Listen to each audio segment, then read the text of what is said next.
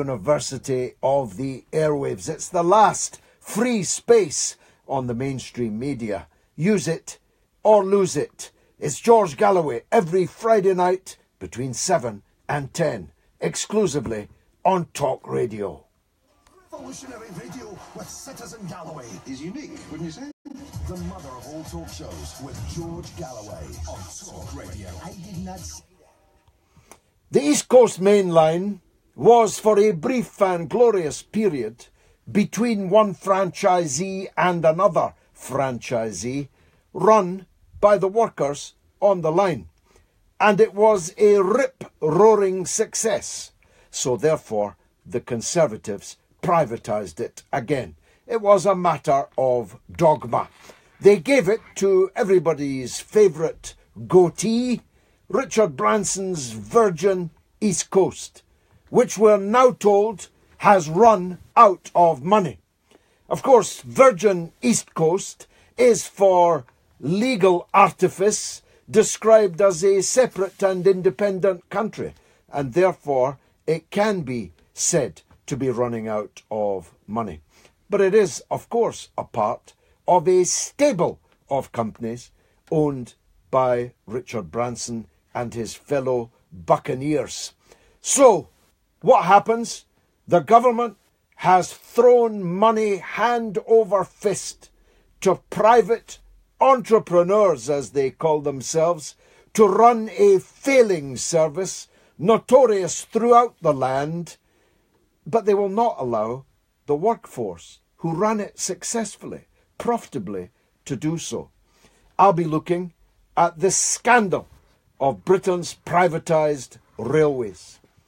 I'm old enough, sadly, to remember British Rail. It had its shortcomings. It had its imperfections.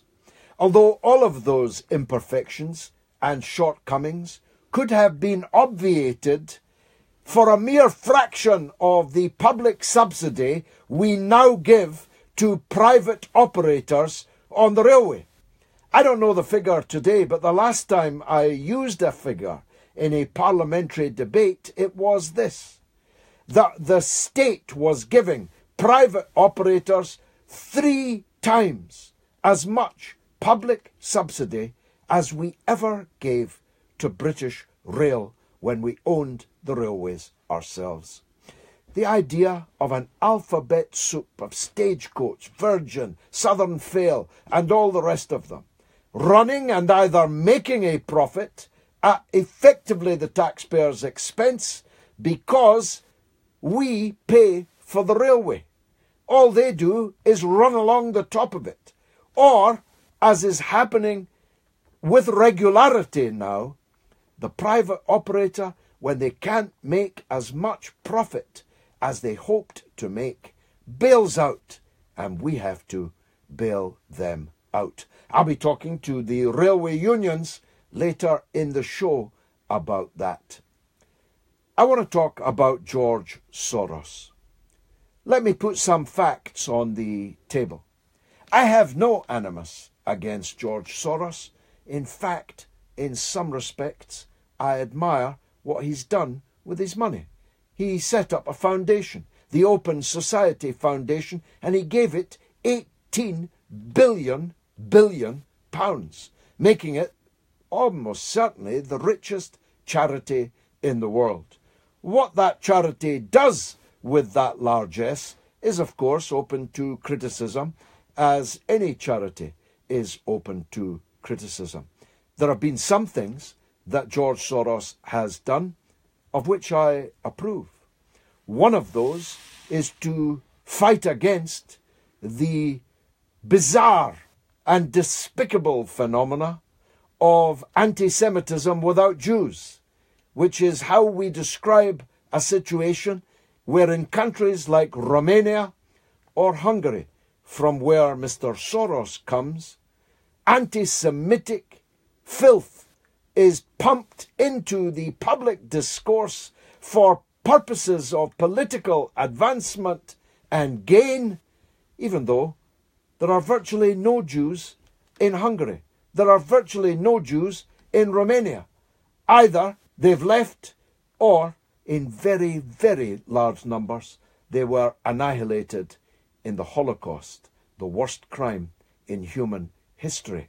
Now, George Soros is routinely attacked in Hungary by the right wing and the ultra right wing, who, believe it or not, are the opposition in Hungary. You've got a right wing government, you've got an ultra right opposition.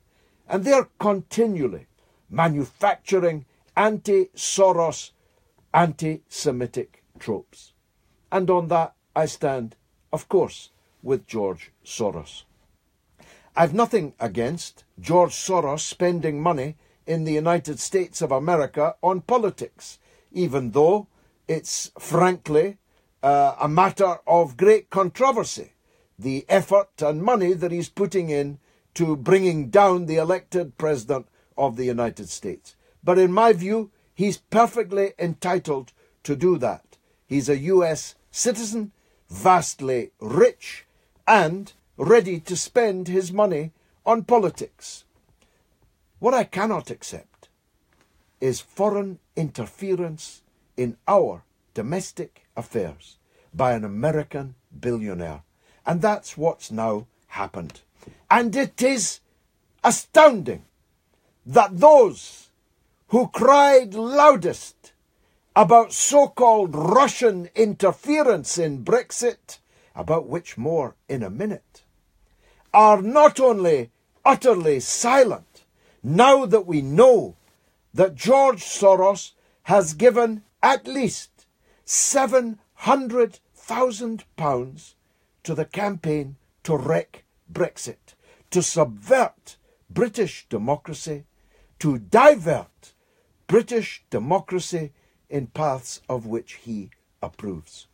And some of those would be shouting loudest if somebody else did it for a different purpose. If Soros had spent £700,000 supporting Brexit, can you just imagine the hue and cry that would have resulted? If you want to measure it, you can look at the hue and cry about Russian expenditure. The news about George Soros broke on the very day that YouTube, after an exhaustive investigation created by that very hue and cry, announced that as a result of their investigation, they could report that there was no evidence of Russian interference in Brexit on YouTube. The Facebook revelation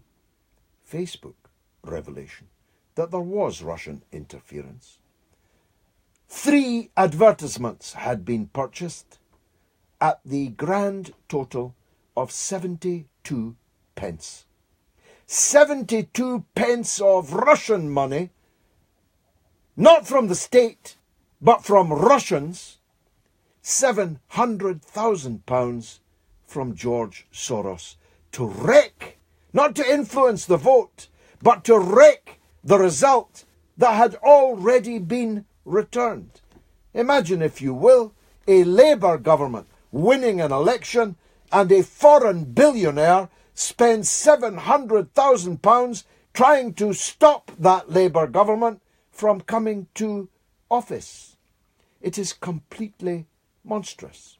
Twitter found that 924 tweets of Russian origin were tweeted in the course of the Brexit campaign.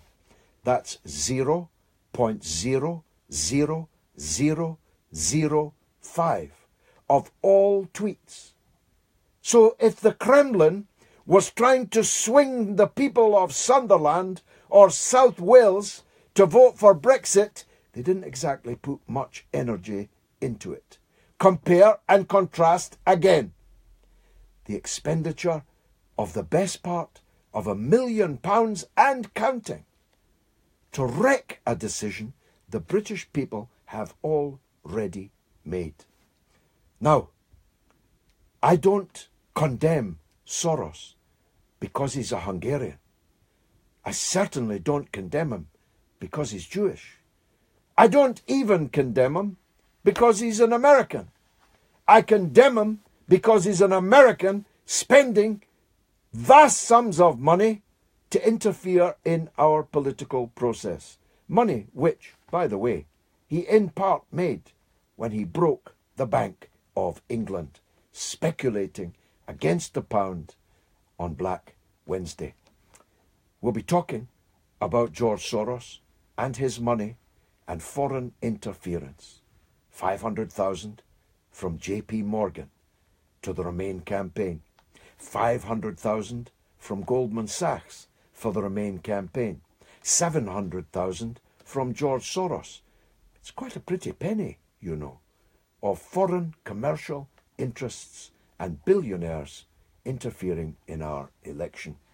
As if that were not enough, we have people who consider themselves and are considered to be on the left, defending Soros and his expenditure of this money in the most extraordinary ways. But first up, we're going to talk about Enoch Powell. Eamon Holmes and I talked at 6:30. You may have heard it. Forgive me if I, to some extent, repeat what I said to him. I knew Enoch Powell. He was in Parliament when I was there most nights of the week. When I moved to London in 1983, two of my chums were already members of Parliament. I would not join Parliament until 1987, but I used to be regularly in Parliament. I first met Enoch Powell in a debate in which he and I were on opposite sides at the Cambridge Union about the subject of the Middle East, which shows how long that's been going on. He took a liking to me. He invited me for tea the next time I was in Parliament. I enjoyed my tea and scones with him. I enjoyed talking to him about all manner of things on which we agreed, like the European Union, like the overweening power of the United States of America, like the belligerent warmongering of NATO, like the subject of nuclear weapons. Enoch Powell was a surprising, perhaps, supporter of unilateral nuclear disarmament. But I spoke to him about other matters too, on which we profoundly disagreed. And one of those was race. As I said to Eamon Holmes, and I can't put this strongly enough, Enoch Powell was not a racist. He was worse than a racist. He deliberately used racism as a means of attaining political power. He used the rivers of blood speech, not because he believed it. He had been the man who had toured the Caribbean, asking the people there to come to Britain to work in the National Health Service, on the buses, and so on. He loved India. He loved it with a passion you could hardly believe. He wanted to be, more than anything else, the Viceroy of India. And he never recovered from the loss, as he put it, of India, which any normal person would have described as India finally, and after much blood, obtaining its independence from colonial empire rule. Enoch Powell was worse than a racist. He deliberately set out to inflame, to toss a giant, incendiary, explosive device into Britain's race relations, encouraging from that day until this day the foul, knuckle-dragging racists who would, if they could, tear our society apart on racial grounds. A plaque in Wolverhampton to Enoch Powell? No thanks. This is George Galloway. This is the mother of all talk shows. Talk Radio. Join the Talk Nation. Pick up your phone and talk radio. We'll get you talking. Don't be down. See, things are looking up. There's an upbeat